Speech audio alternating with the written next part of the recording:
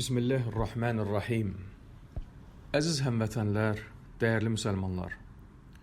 Bu yaxınlarda özünü dinşünas adlandıran birinin namazın Azərbaycan dilində qılına bilməsi fikri ilə qarşılaşdım. Bəs bu nə dərəcədə doğrudur? Doğrudanmı hər kəs öz dilində namaz qıla bilər? İlk öncə onu qeyd etmək lazımdır ki, Uca Allah Quran-ı Kərimi ərəb dilində nazil etmişdir. Uca Allah Yusuf surəsinin 2-ci ayəsində buyurur ki, İnnə ənzəlnəhu Qur'anən Arabiyyən ləalləkum təqilun. Həqiqətən biz Quranı ərəbcə nazil etdik ki, anlaya biləsiniz. Yəni, Quran-ı Kərim yalnız ərəb dilində olan variantdır. Digər dillərdə olan isə Quran-ı Kərimin mənaca tərcümələridir və həmin tərcümələr də Allah kəlamı olmadığı üçün, insan zəhmətinin bəhrəsi olduğu üçün həmin tərcümələrdə səhvlərin, xətaların olması da qaçılmazdır. Niyə? Ona görə ki, tərcüməni insanlar edib. Orijinal Quranda, yəni ərəbcə olan Quranda bircə nöqtə səhvi belə tapa bilməzsiniz.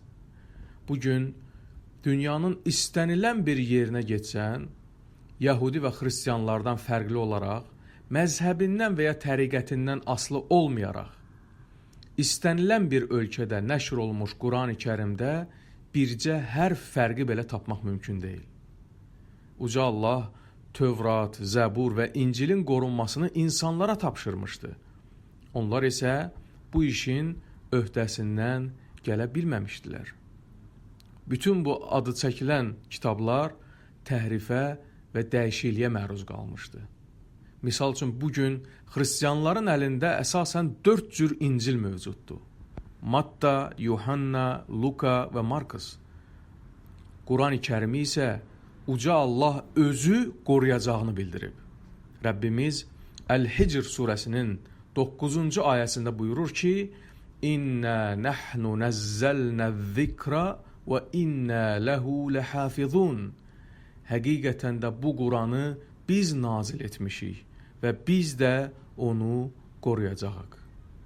Qiyamət gününə qədər heç kim bu Quranda bir dəyişiklik edə bilməyib və edə bilməyəcək. Tarix boyu kim buna cəhd edibsə, məhv olub gedib və onun bu təşəbbüsü puç olub. Bunu anladıqdan sonra bilməliyik ki, namazın fərqli dillərdə qılınması müxtəlif ixtilaflara və ayrı seçkiliyə səbəb olacaq. Niyə?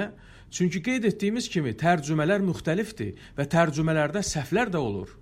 Ola bilsin ki, biri Quran tərcüməsini oxusun, o biri də desin ki, yox, bu səhvdir, bu düzgün tərcümə olunmayıb, belə olmalıdır.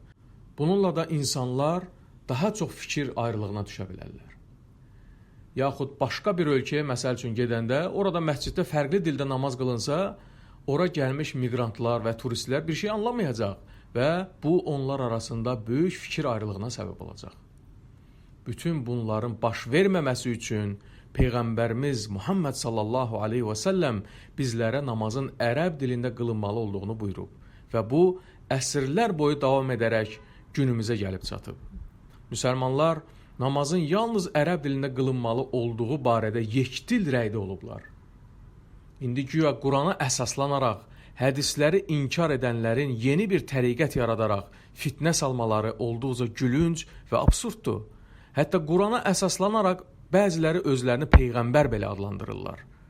Onların Azərbaycan dilində namaz qılmalarını sosial şəbəkələrdə izlədikdə olduqca gülünc bir mənzərənin şahidi oluruq.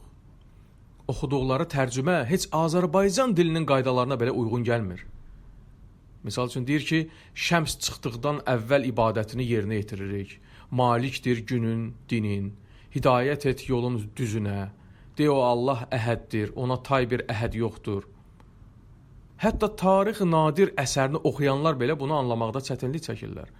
Onlar yeni bir dil və yeni bir din formalaşdırmağa çalışırlar ki, burada da əsas məqsəd dırnaqarası birlik iddiası fonunda insanları daha çox parçalamaq, daha çox onları dindən uzaqlaşdırmaqdır.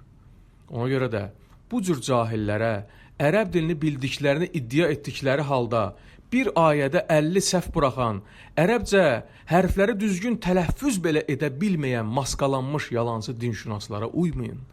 Birdən kimsə desə ki, axı mən ərəbcə bilmirəm, ona demək lazımdır ki, azacıq özünə əziyyət ver və həmin sözlərin tərcüməsini bir neçə dəfə oxu və salam, anlayacaqsan.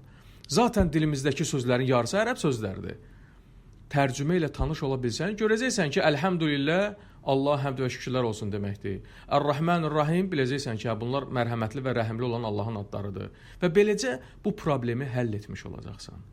Yoxsa ərəb dilini bilmirsən deyə müsəlmanları parçalamağa, cürbəcür dillərdə, müxtəlif tərcümələrə əsaslanaraq namaz qılmaq doğru deyil. Və bu, İslam dininin tələblərinə müxalifdir. Vəlhamdülillahi Rabbil aləmin.